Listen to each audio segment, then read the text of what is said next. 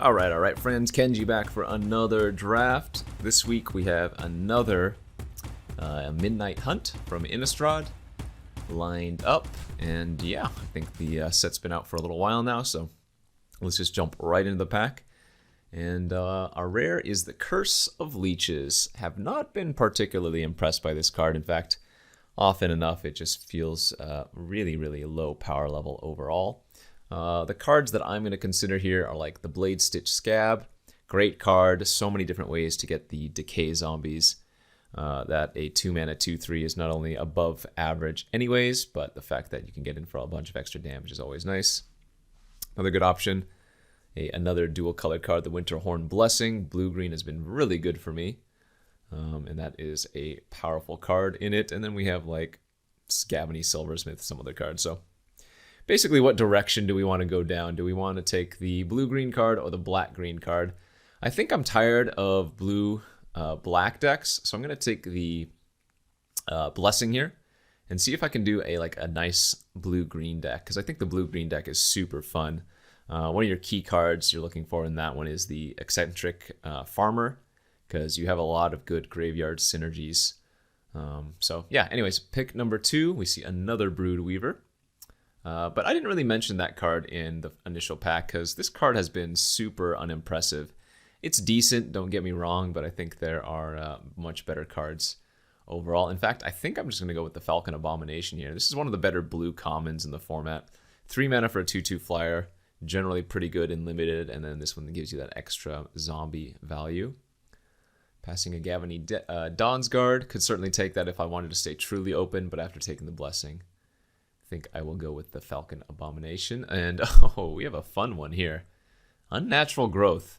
Green, green, green, green, and 1 at the beginning of each combat. So each combat, your turn and your opponent's turn. Double the power and toughness of each creature you control until end of turn. It's a very, very strong effect, but man, it is hard to cast. I mean, I think here I'd probably rather just take like the Bird Admirer or the Shadow Beast Sighting. But this is a fun card for sure. What is the best card in the pack? It's probably the Fang Blade Brigand, but red is generally the underperformer in the set, and I have no reason to take it here when I already have some blue and green stuff. But both of these good red cards. I'm going to stick with the Sighting for now. See if we can follow that up with anything else. Yeah, we got to flip the switch here, consider, and maybe less so a Locked in the Cemetery. I'm happy to take the first flip the switch over the first consider. Flip the switch has been pretty impressive overall. You wouldn't think it, but it tends to overperform. So happy to take it here. And wow, yeah, fantastic. Getting rewarded with my first pick Blessing by getting a 5th pick Blessing. If you've never had the chance to play with the Winterhorn Blessing, it is a beating.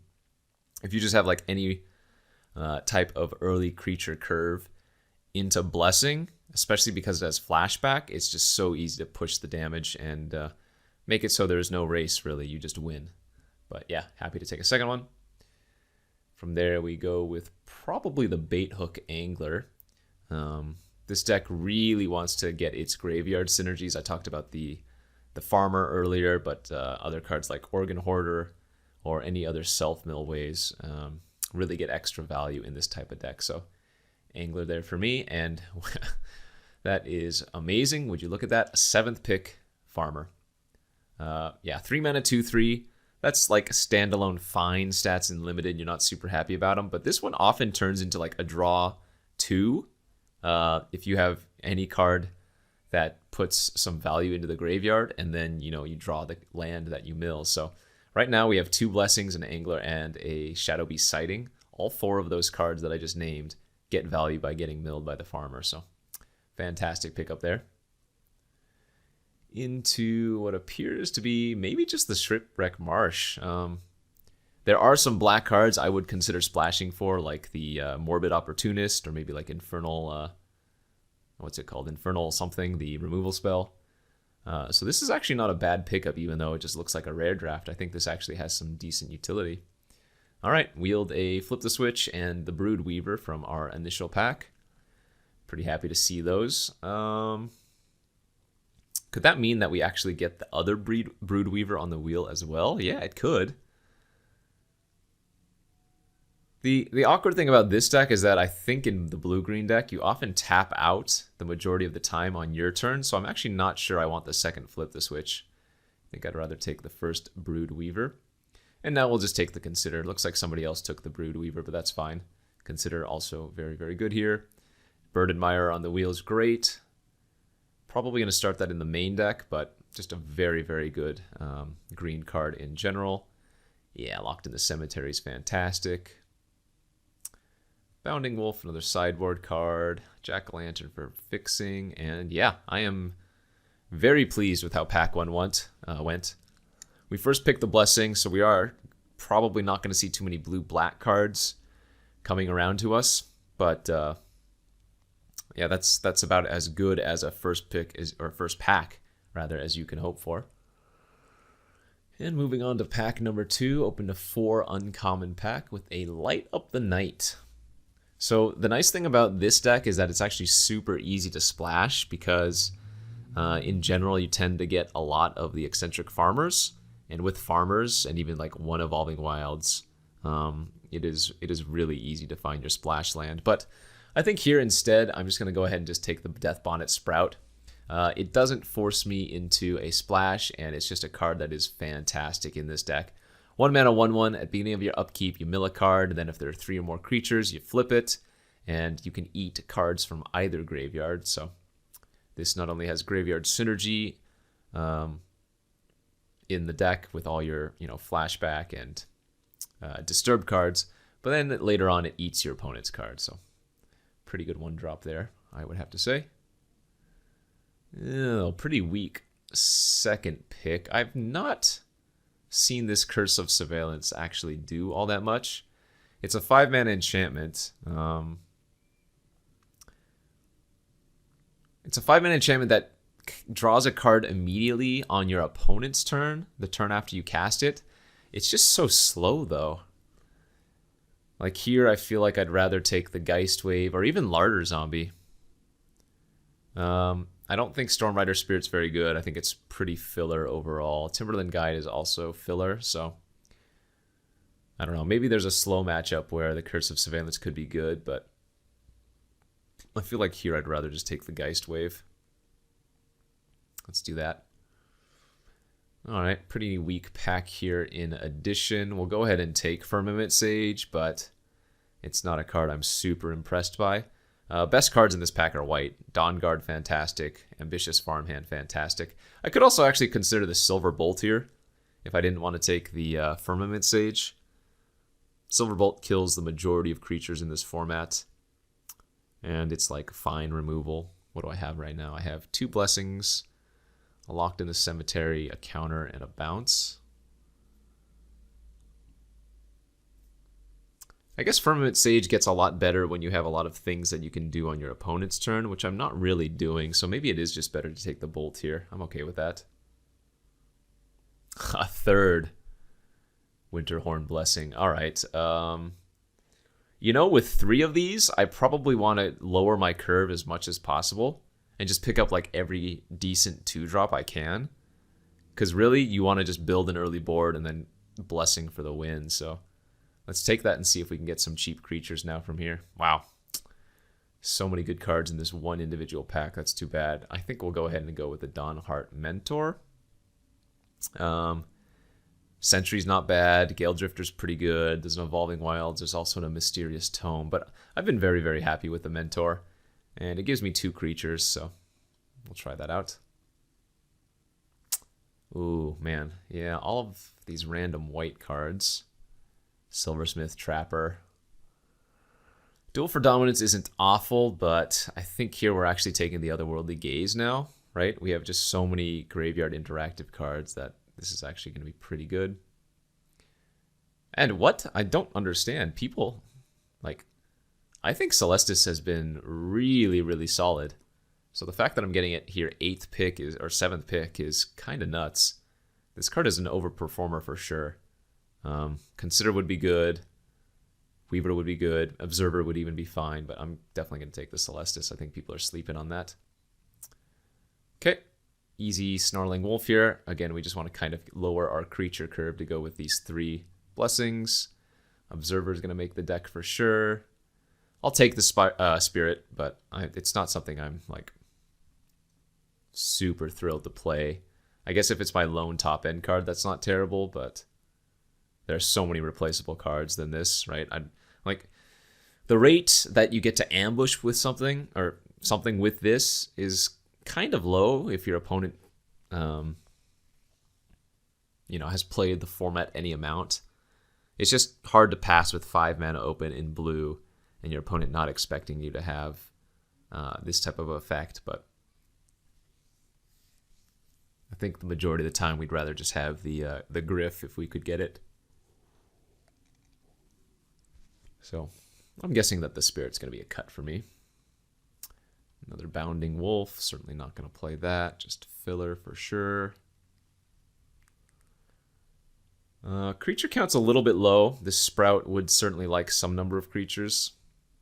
I think, what are we looking for? Farmers. We've only seen 1 farmer this entire draft, so that is probably the most important for us. Either that or Organ Hoarder, which the Organ you don't expect to see very late, but similar to the farmer, just has way too much value in this deck, effectively turning into, a card that can draw multiple cards instead of just 1 card at any given time.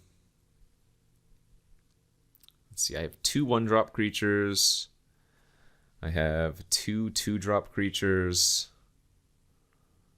I have 1, 2, 3, 4 3-drop creatures, so definitely need to lower the curve if possible. Ooh, Rise of the Ants. This is one of my favorite cards in this format. This card is just so unbelievable for the self-mill deck, and pretty hard to beat too, honestly. It's just so much value.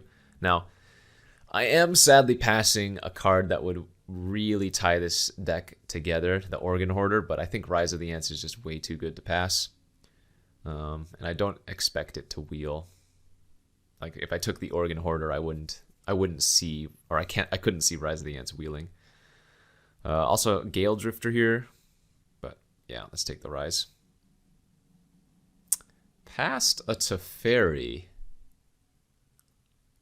I don't think that is worth taking and trying to splash, although I do have the Celestis already and the Farmer. Yeah, I mean, it's still a Planeswalker Unlimited. It's still solid. It's just, I don't think it's worth going out of my way to take it here in Pack 3. If this was Pack 2, I would, because there would be a lot of time to prioritize getting a little bit more fixing. But I think the Shadow Beast Sighting number 2 is actually the correct pick. Nice. Okay, another Death Bonnet Sprout is fantastic. If the Sprout wasn't here, I might actually consider the Amalgam for the Graveyard Synergy, but having 2 Sprout is going to be too good. Oh, wow.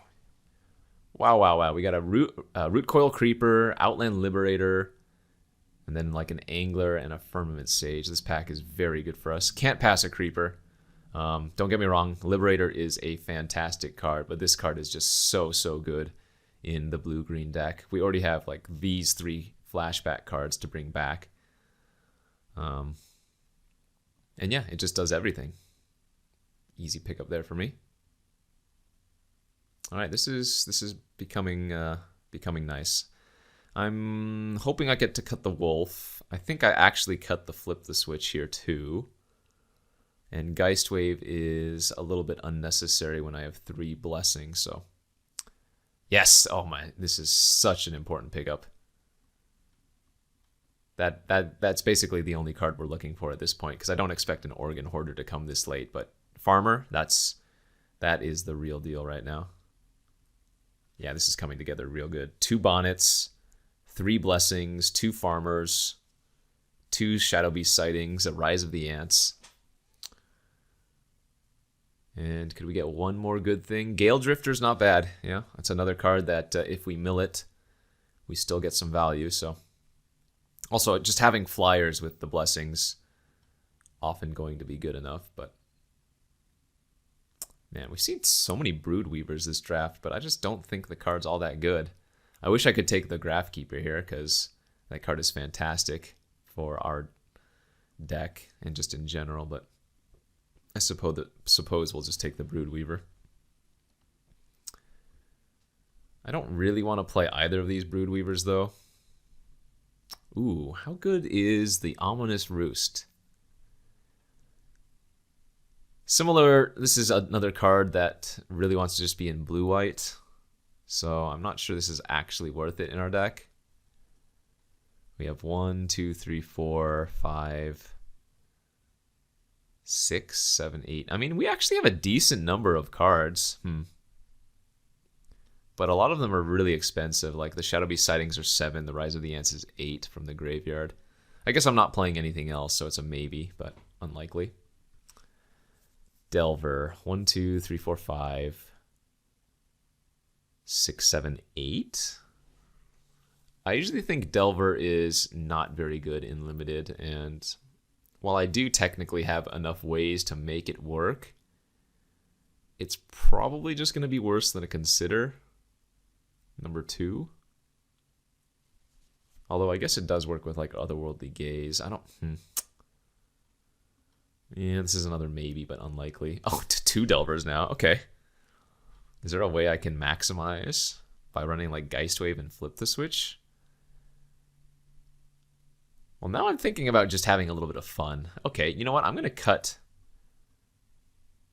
some of this other nonsense, and I might actually try to run the double Delver for the hell of it.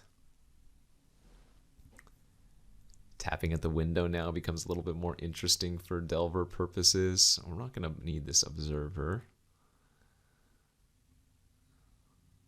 Firmament Sage is okay. Secrets of the Key, I'd rather just run another Otherworldly if we could find it, but I'm down to try the double Delver of Secrets blue-green. I think we're going to want to add like one more instant or sorcery like the Geistwave. Or the flip the switch, but that seems fun. Let's see. 1, 2, 3, 4, 5, 6, 7, 8 right now. So maybe I cut the Bird Admirer for like Geistwave.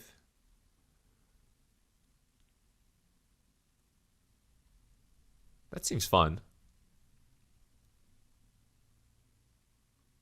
That seems fun. Let's do it.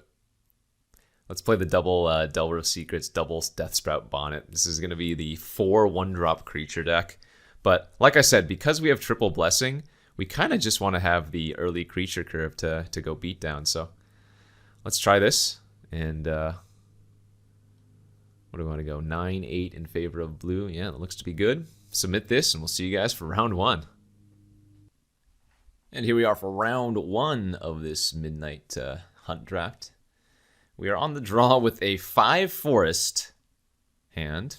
Yeah, we're going to mulligan that one. We only have, what, 8 forests in the deck. I went heavier on islands, so kind of awkward. Oh, I forgot to mention, I ended up cutting the Mentor and putting in the Amalgam instead.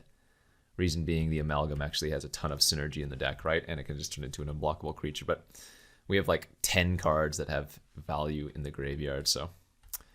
Oh, is this a little mirror match, perhaps? Our opponent leading off with a Death Sprout Bonnet of their own.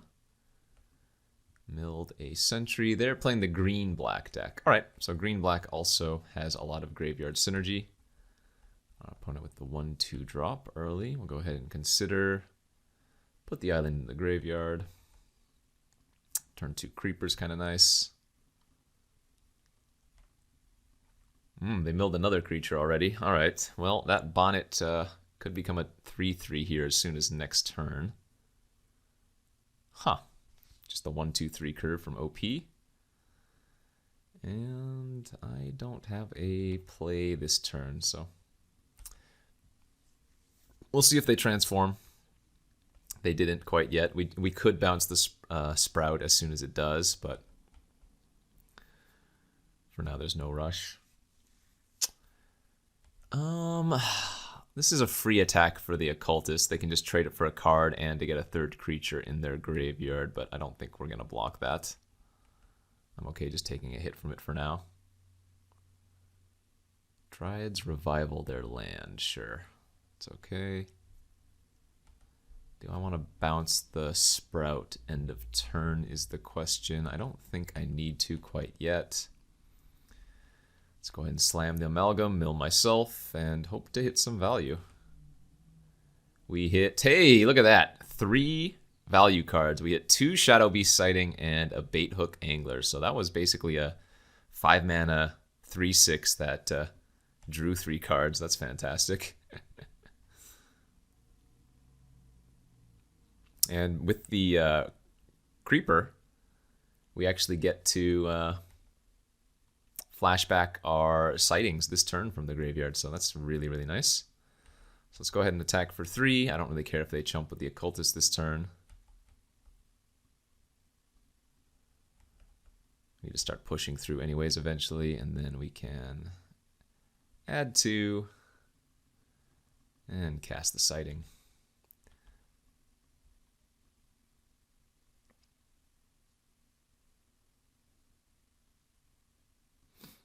I'll continue to take 2 from their 2/2 Death Touch, no big deal. Alright, the farmer was the card that they brought back. And that's fine by me. Aha! So we could get super aggro here if we want to and push a ton of damage, but I don't think we need to do that until next turn since they ended up attacking with their Death Toucher this turn. So let's attack with both of our creatures that they don't currently have any good blocks on. They might actually chump. Nope, they didn't. Okay. Then we will do the flashback once again of the Shadow Beast Sighting. Play out our Delver. And the next turn we can go for effectively remove 3 creatures between Geist Wave and Double Blessing. So this is going to be quite a beating for the opponent.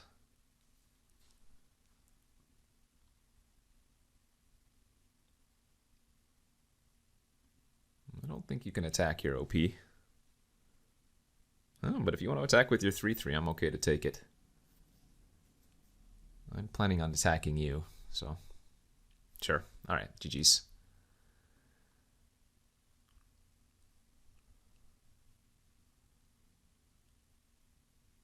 Delver trigger. So yeah, looks like they just have the green-black graveyard deck, but I have the better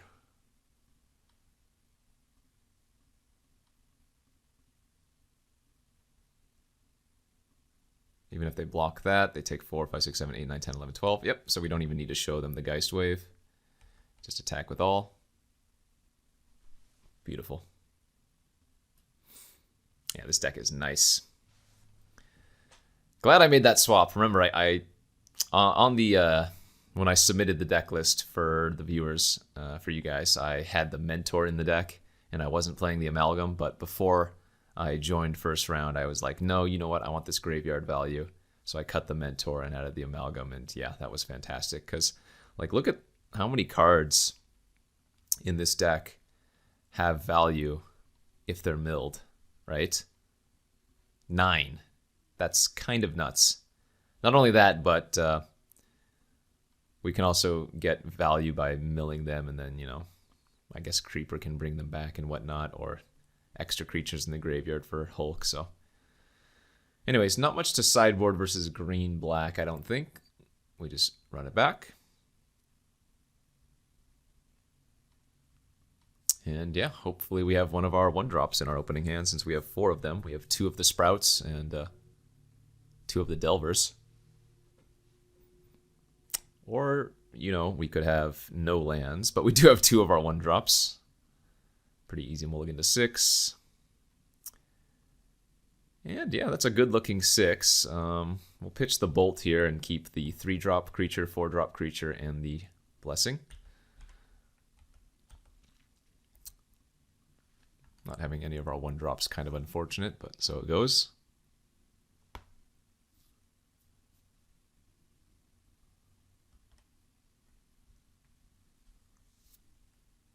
Ghoulish Procession. All right. Well, I don't think that card's all that good, so happy to see it from their side of things.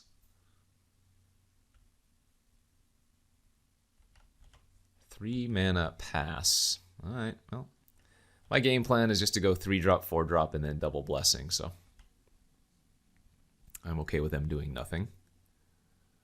So they have a Shadow Beast sighting, and we drew a Gale Drifter. Let's go ahead and smash for 2 in the air. We actually need to find a second green source so I can cast the blessing and flash it back in the same turn. But I think it's better to play out the 4/4 than the 3/2 flyer. Yeah, let's race. I'll take that all.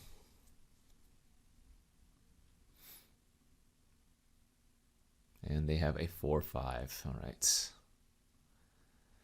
So this is an awkward turn where I'm going to go ahead and use the blessing, but I don't actually get to play out another spell because I don't have another green source. Otherwise, I would definitely tap down their token in addition. We are going to get in with the zombie token while the getting's good, so let's go ahead and hit him for 10, or rather 9. Let's say go.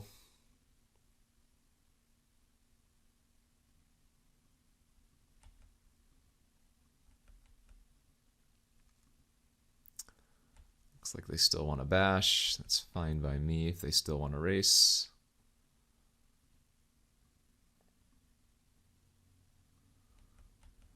Green source here would be the best, I think. Darn it. Okay.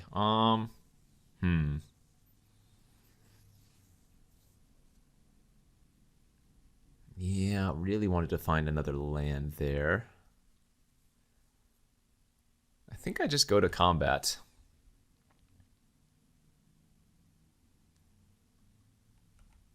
Attack with both. I'm assuming they're going to chump.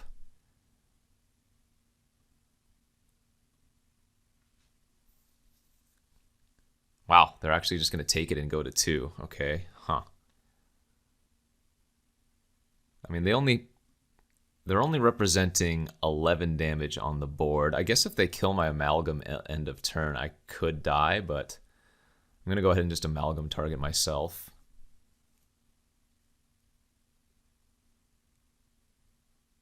They're dead to the flyer next turn. All right, and I guess they don't have anything. Perfect. Well, that worked out really nicely, and let's try to win 2 more. Here's round number 2 of our draft. We are once again on the draw with a pretty darn slow hand. But I think because of the power level, we can keep this. All right, turn 1 Jack-o'-lantern. That's not as bad as turn 1 what could have been a Delver. Blue-black from the opponent, super common. The Jack-o'-lantern is actually a kind of... Oh, double Jack-o'-lantern? That's very annoying for all my graveyard shenanigans. I'm going to main phase the Consider since we have 4 1-drops we can hit. Yeah, we'll put the Forest in the graveyard. Drew another one. Okay. I mean, they might just start cashing in the Jack-o'-lanterns for cards, but...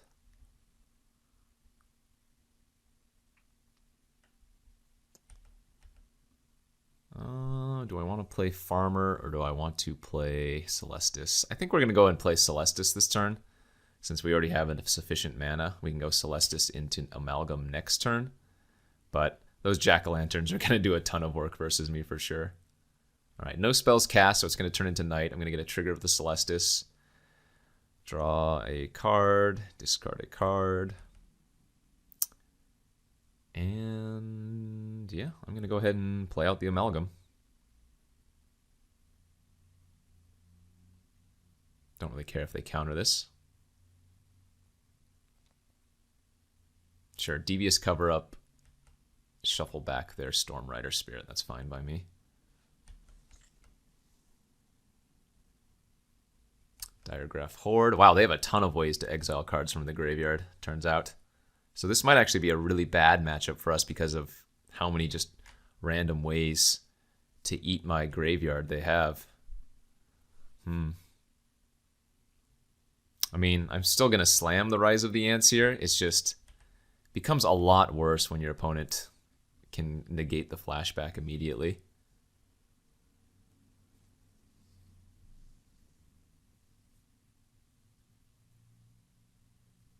Okay, no attacks.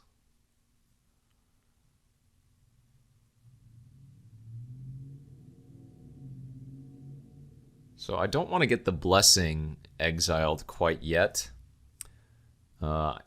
There's no second target for me to cast it and then immediately cast it to get around the Jack-o'-lantern. So I think what I'm going to do here is probably just farmer, see what we mill.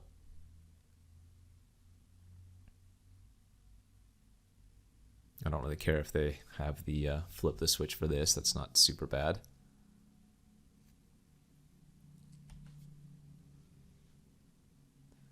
Okay, did not mill any graveyard value, so we don't have to worry about that.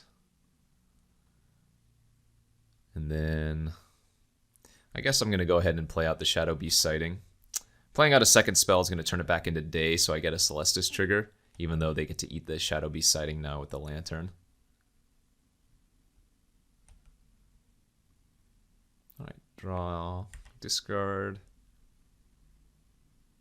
I mean, I can't imagine them having too much more graveyard exile beyond what they've already done, right? The Horde and the doubled Lantern. I'm just a little bit concerned that they could have another Devious cover-up here. But this is a perfect turn to go for the Blessing, so...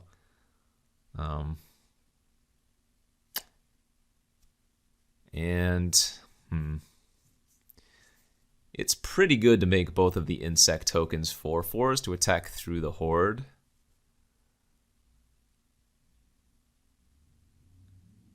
But if they have like a Revenge, I guess they're going to be using it on one of the 4/4 tokens anyways. So yeah, let's go ahead and target one of our insects, one of our ants, and their 3/4. Great, that resolves just fine. Let's go ahead and cast it and tap down their Abomination as well. They don't have 5 mana to flash in the Storm Rider, so while they might have Revenge to eat one of the 4/4s, we're still getting in for a huge punch. Looks like they just had a Startle, though. And then we get to play our Bonnet and say go. Nice.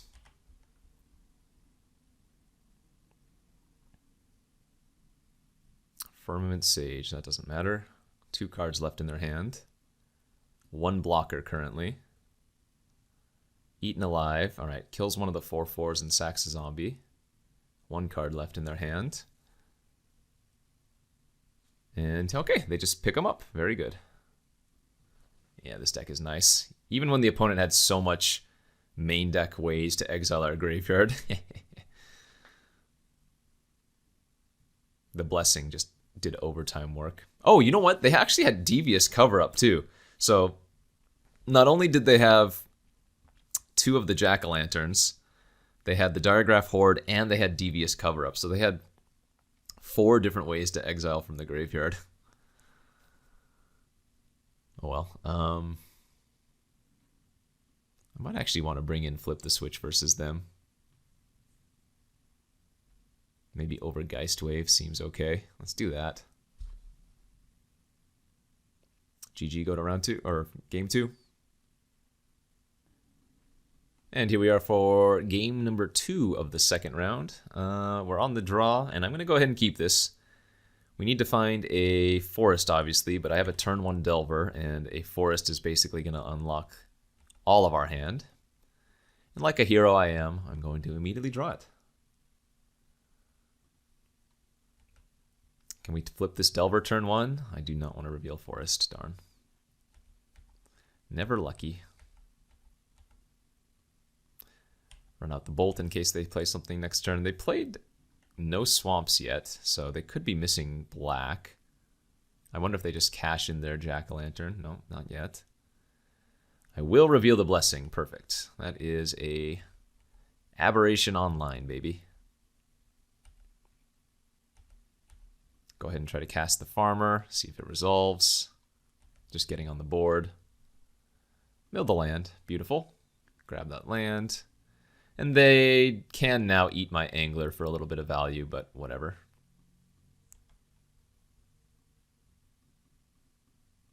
Alright, there's their swamp. Siege, zombie, and a pass. This just smells like attack with both to me. And then play Shadow Beast Sighting. Play the island since that's what they know about from the reveal. And yeah, we're probably going to win here in pretty fast fashion. If they just tap out for Diregraph Horde again, that's going to be game over. So they're passing with 5 mana open. Can I expect them to have the 3 flash? Probably. We're going to put the Blessing on our zombie. Sorry, on our farmer. Tap down their zombie. That's going to make the farmer standalone be able to bash into the 3/3 flash. But if they do flash it out, I'm going to just Silver Bolt it. Yep. So that it doesn't trade with our Delver. Fully expected that. And that's what I was talking about, you know, during the drafting portion. I was saying that it's kind of just very obvious when you have Stormrider Spirit. Not that they might have any other better option, but that's going to be the games. All right, GG's. Looks like the So this is why they were running the Jack-o'-lantern. It wasn't just for cycling. It was for splashing double consuming blob. So that or rather the double green on consuming blob. So that makes a lot of sense. But hey, we're 2-0. Don't pass Winterthorn Blessing. Card's fantastic. Let's see if we can trophy. Okay, and here we are for round 3 of this Midnight Hunt draft. Currently 2-0, 4-0, and on the draw. No 1-drops, no 2-drops creature-wise, but looks like a pretty solid hand overall. Some early interaction and removal. And then we have the farmer to not only fuel our graveyard, but get an extra land. Oh, our opponent also on the turn 1 Delver plan. I will say this, Winterthorn Blessing is not as good when I don't have an early play. And wow, they immediately flipped it turn 2, revealing a Neonate's Rush. Okay, well, this might be a very quick game, huh? Yeah, alrighty then. I guess I'm going to pass, and I'm probably going to bounce their Aberration. Because our 2/3 blocks their 2/1 next turn anyways. And now they're going to have to try to reflip that Delver, but that was very good for them. Alright, let's farm it up. Build our other farmer and 2 forests.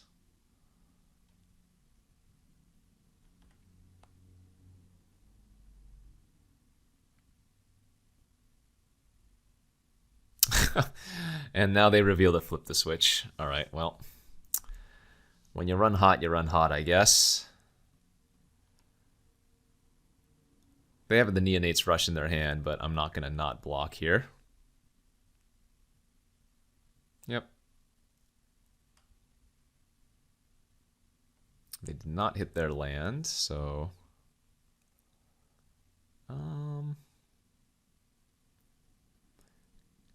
It's probably just safest to Silver Bolt that instead of playing my own Gale Drifter, but... kind of want to just get the Gale Drifter online. Alright. We'll just bolt it and play it safe.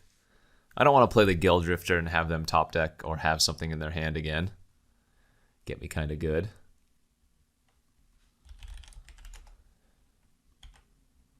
The issue now is if they hit their 3rd land and just pass with flip the switch, you know?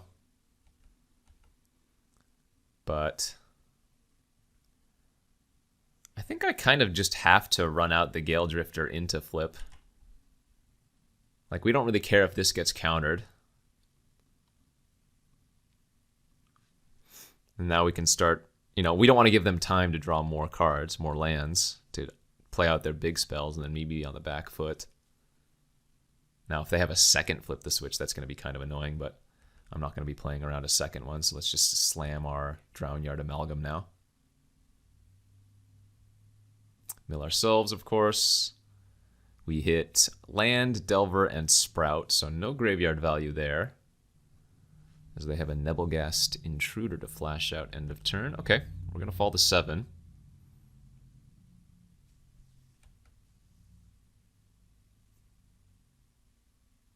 they have a Firmament Sage. Let's hopefully just draw a land for the turn. Delver.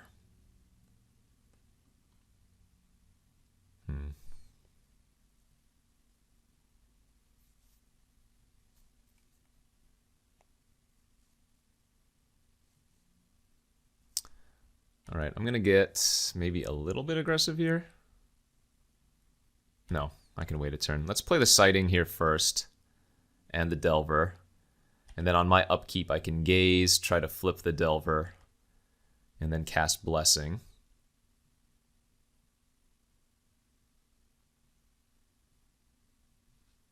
I'm going to take a little bit of extra damage this way, but I think that's okay. All right, they are going to pass. They get to draw their card off of the Sage.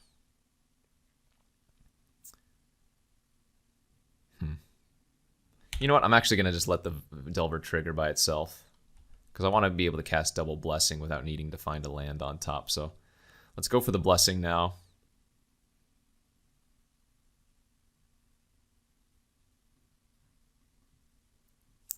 Let's target their Flyer and my Delver. And then let's flash it back. Same thing, targeting Delver and their Firmament Sage. And I'm going to try to put them on a 2-turn clock here.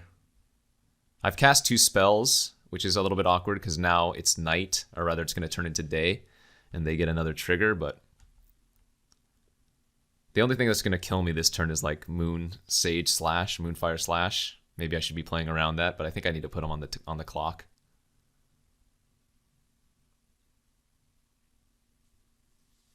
Hopefully I don't get punished for this. Their draw was extreme, though. I mean, they mulliganed to 5, but turn 1 Delver, immediately flip. 2 drop. Like, yeah, crazy. That's not going to do it. All right, perfect. So, yeah, we'll just Blessing number 2 and GG. I don't even need to show them this otherworldly, but... In fact, yeah, I don't know why I am. Didn't need to cast anything. Didn't need to do anything. Just only need to cast the Blessing and tap down both of their creatures and win the game.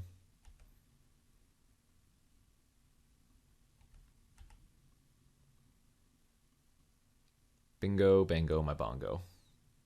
Once again, Winterthorn Blessings showing just how freaking good it is.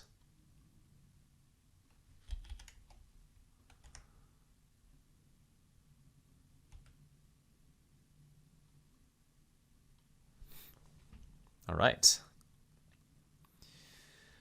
Blue-red, blue-red. They've got some counters, they've got some nonsense. This might be a matchup where I actually want to bring in Broodweaver. Just a really good blocker versus them. I can't click on their message until we get back into the game. Although, you know what, I could probably just run it back. But the Weaver does seem like an annoying threat to them. Yeah, maybe I'll cut a Consider and run 1 Broodweaver. Try it like this.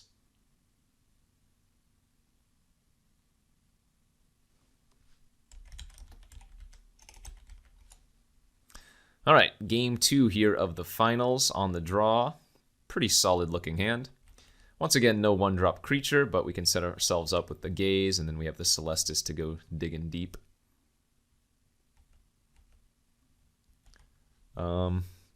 There's merit to just holding on to the Otherworldly Gaze, though, right? Because with 2 Delvers in my deck, it's not awful to set up my draws, but I think in this scenario we're probably just going to want to cast it out.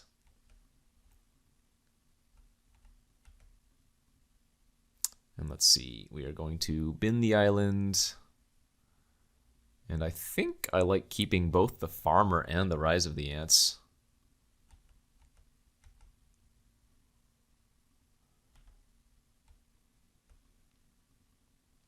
And go Farmer next turn, and then Celestis into Otherworldly Gaze the next turn.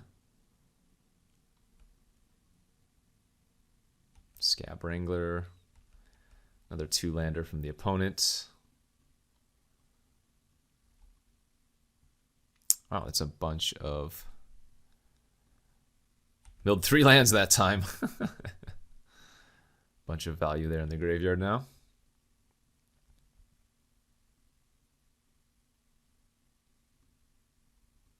Alright, I'm going to block their Wrangler. If they have another Neonate's Rush, that's fine. The Wrangler's the card we really want to kill. Oh no! They used Stolen Vitality on my creature instead of theirs.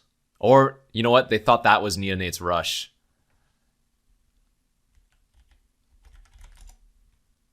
Well, that's super awkward. There's not really much I can do about that either. Like,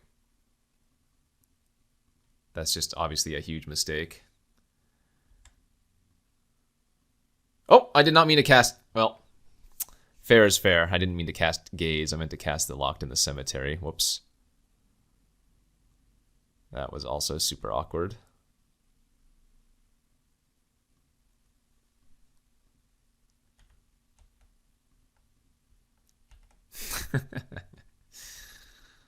I meant to cast my other 2-drop there. Nice thing for us, if they just pass the turn, we get to trigger the Celestis. It looks like Delver and another Perforator. And once Rise of the Ants resolves, it's kind of just game over, honestly. The Rise of the Ants is so, so good.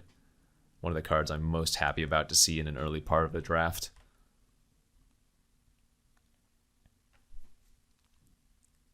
Oh, wow, they flipped again. Jeez, their Delver is insane. And wow, they have a burn down the house. That means they don't have a land for the turn. So we're going to trigger the Celestis since they didn't cast anything.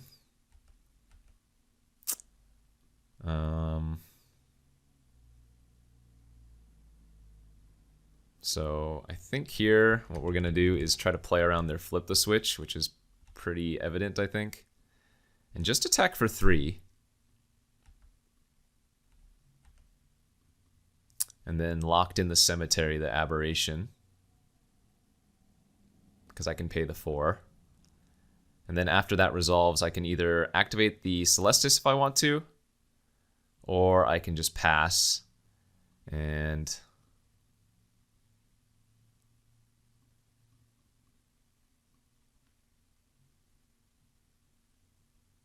Oh, wait. Yeah, exactly. And trigger the Celestis, get a loot in.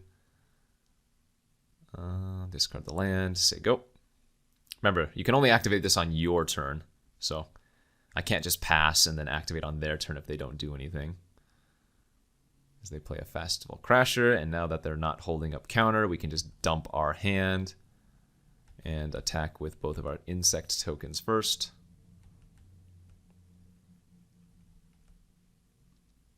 Yep, that's fine. We'll go ahead and use the Geist Wave. Much more important here to kill the Festival Crasher, I think. And we're going to play the Shadow Beast, and then we're going to play the Delver. And we're just trying to kill them before they can get to 5 mana in Wrath. And that's probably going to be game over then. They missed again. Especially if I hit one of my Winter Bloom's Blessings, whatever they're called.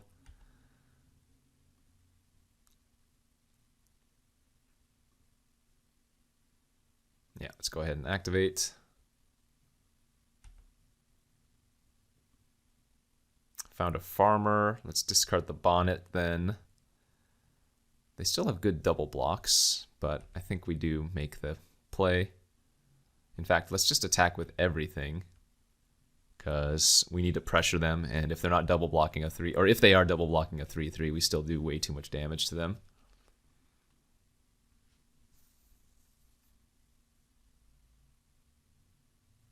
Opponent's deck looked nasty. They just stumbled on mana both games, and our blue-green deck just did blue-green things. So much value, even versus the previous deck, the previous opponent who had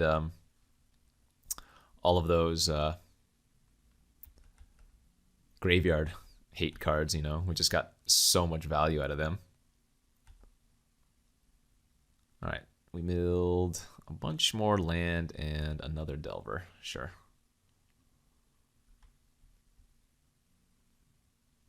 A little bit too late, though, for their land. They needed the 5th land to survive here. Delver activates.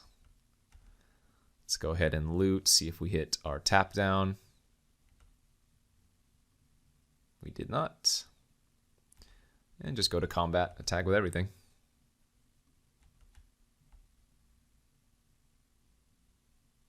All right, GG. Nice little 3-0 there with, again, I've had so much success with blue-green in this format, so I was happy to see this deck come together. The important cards for this deck, definitely the farmers. The eccentric farmers just put so much value. I mean, obviously it's nice to get cards like Rise of the Ants and, dare I say, 3 Winterthorn Blessings, but it's really the farmers and the other ways to self-mill that give you so much value. That's why something like Otherworldly Gaze, it doesn't look like a good card normally, but in this style of deck, it actually gives you a ton of different values. So hopefully you guys enjoyed that look at an Innistrad Midnight Hunt draft, because that deck slapped. Thanks for watching. Don't forget to check out all of my other content here on the Card Kingdom YouTube channel, and we'll see you next week.